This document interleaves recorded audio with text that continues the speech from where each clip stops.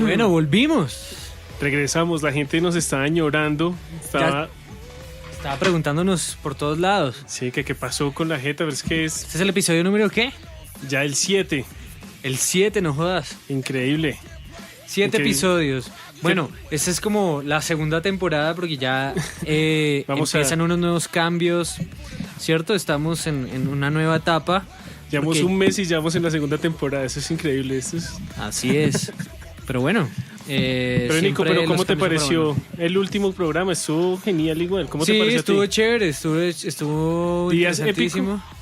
Diría que estuvo épico.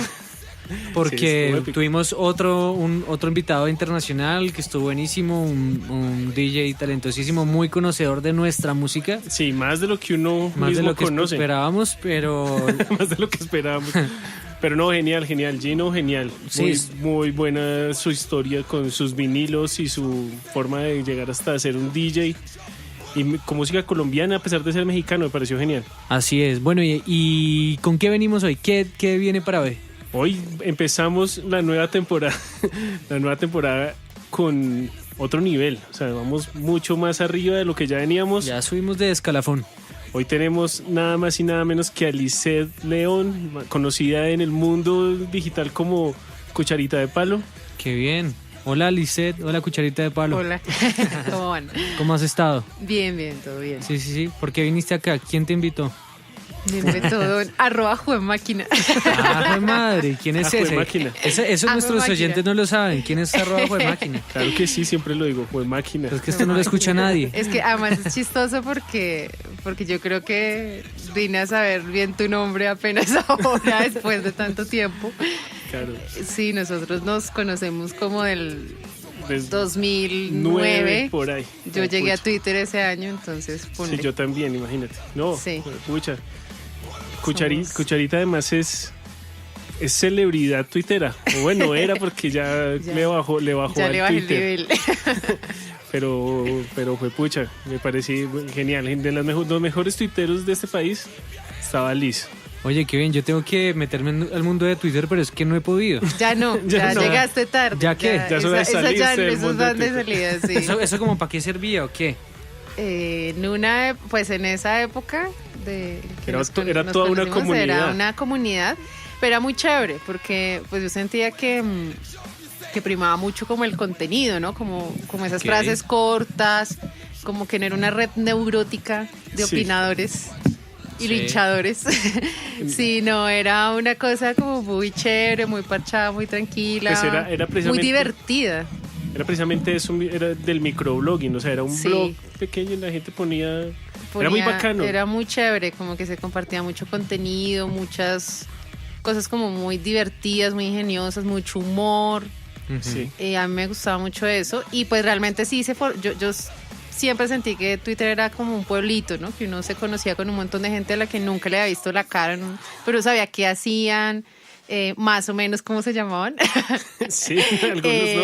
Cuál era su entorno familiar, bueno, en fin, como que le gustaban mil cosas. ¿Y qué pasó con Twitter? ¿Y qué pasó con Twitter? Es que se hizo famoso, ¿no? Se hizo famoso y no sé, los medios le empezaron a prestar mucha atención. Y los políticos. Sobre todo los políticos. Uno más escucha de Twitter es con los políticos, es lo que yo más veo por ahí. Donald Trump se la pasa en eso, por ejemplo. ¿No? Sí, no, y acá también. Es como que se volvió noticia y ya. Y se pelean entre ellos y toda esa vaina. Es una cosa neurótica. Harto. Sí, pereza. Sí, exacto. Pero además que se volvió...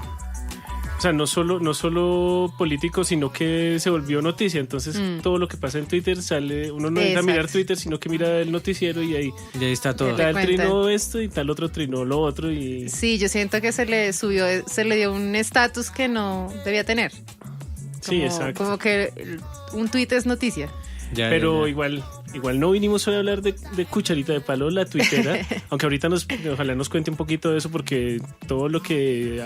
yo creo que lograste miles de cosas gracias a Twitter también, ¿no? Sí, sin duda. Si no, vamos a hablar de fachadas bogotanas y de todos los proyectos que tiene Liz, que es... O sea, que no es solo una comunicadora, sino que es una gran artista. O sea, pues yo la verdad no conocía esas habilidades sino hasta que vi que sacaste el libro. Yo tampoco. Oye, qué chévere. Yo tampoco las conocía. Cuéntanos todo eso. ¿Qué haces? ¿Qué es Fachadas ¿A qué te dedicas? Bogotanas? O bueno, cuéntanos todo. Cuéntanos primero tú. Yo, ¿qué hago? Exacto. Liz. En la actualidad, bueno, no, yo pues por formación yo soy filósofa y periodista, entonces pues toda la vida escribí, me dediqué a eso, como a escribir, a trabajar cosas de periodismo digital. Ok. También por el lado de las ONGs, como ese tema un poco más social, de conflicto armado, bueno, muy como en esa onda creo que nos conocimos, claro, muy bacano, con Juan. y nada, y eso ha ido derivando en otra cosa, y es una afición que yo tenía pues de toda la vida, y era dibujar. Ok, qué chévere. Y hace 2 años pues empecé como a tomarme más en serio esa afición. Y ahí surgió pues Fachadas Bogotanas, que fue como un cambio, siento yo, bien radical, ¿no? Dentro de lo que venía haciendo. Entonces pues yo hoy me dedico no solo a escribir, sino a ilustrar, a dibujar. Qué bueno. Básicamente a eso. Pero igual, o sea, es que no es solo o sea, me parece muy bacano como ese estilo que tú tienes. O sea, no es tan convencional, no es dibujo así súper artístico, sino es muy arquitectónico en alguna forma, ¿no? Sí, pues digamos que yo arranqué con el dibujo arquitectónico. Bueno, primero porque me parece que es como lo que más tenía a la mano, ¿no? Lo más sencillo. En tanto, pues yo no... Sí. ¿Pero tienes algún tipo de formación? No, cero. Yo pensé, o sea, yo momento dije, ay, ¿será que es arquitecta? No, nada. ¿Y por qué esa, digamos, por qué ese gusto por las fachadas? ¿De dónde viene el tema o la afinidad con lo arquitectónico? Pues creo que tiene que ver, bueno, con 2 cosas, como, pues lo que decía, yo como que siempre tuve la afición de dibujar, y yo dibujaba de todo, pues. Uh-huh. Pero particularmente retomé un poco esa afición en un viaje, sí. Como en el 2013 más o menos, y pues intenté llevar un diario de viaje, y buena parte de lo que dibujaba era pues justamente fachadas de los sitios a donde iba. Porque pues intentaba igual dibujar figura humana, y me iba a los cafés a dibujar y de esas cosas, pero pues hacía unas cosas chuecas, malas, pues yo no, lo que digo, o sea, nunca he estudiado el tema, no tengo ni idea de perspectiva, no tengo ni idea de nada. Yo vi unos dibujos tuyos y se ven súper bien.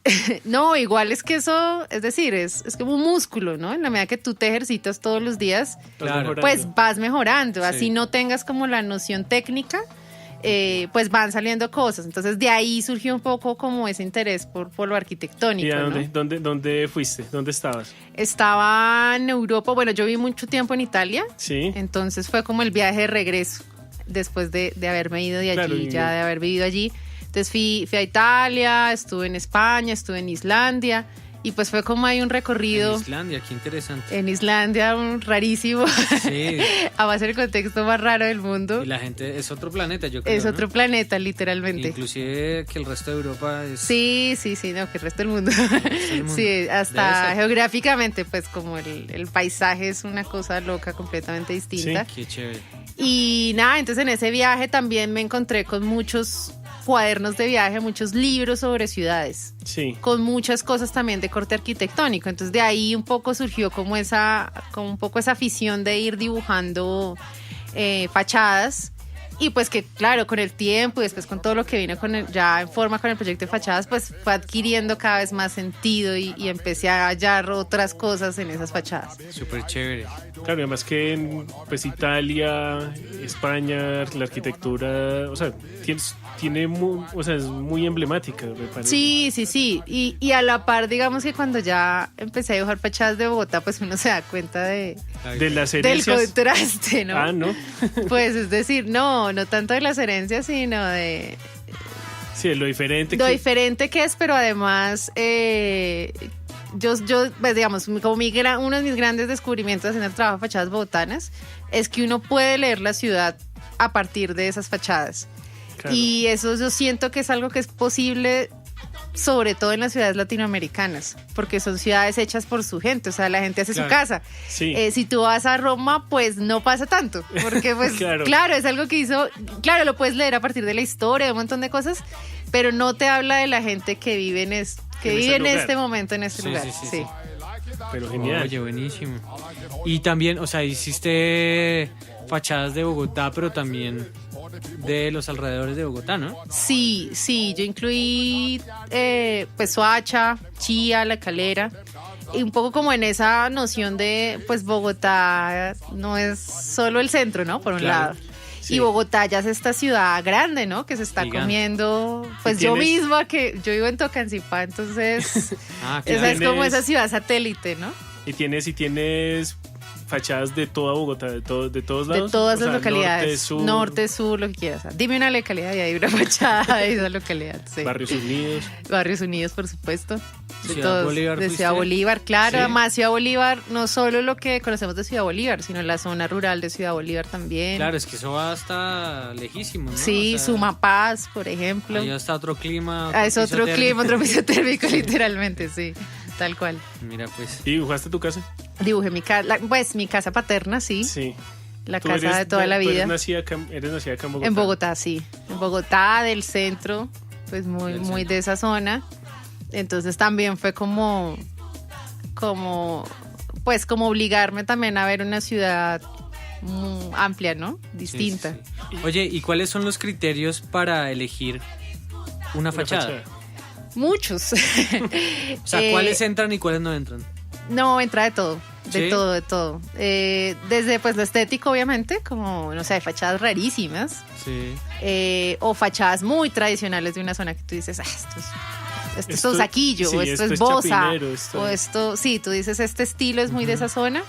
Las historias, porque algo que fue muy bonito es que yo empecé a recorrer la ciudad y lo hice de la mano de gente que vivía ahí o que había vivido ahí. Sí. Y todos ellos eran desconocidos para mí. Es gente que salió de Twitter, justamente. Ahorita que estábamos hablando de todo lo que dio Twitter, salían de ahí. O sea, yo ponía una cita con alguien que no conocía y esa persona me iba mostrando el barrio.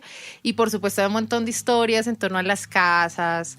Bueno, 1000 cosas. Entonces, pues la historia también era otro factor.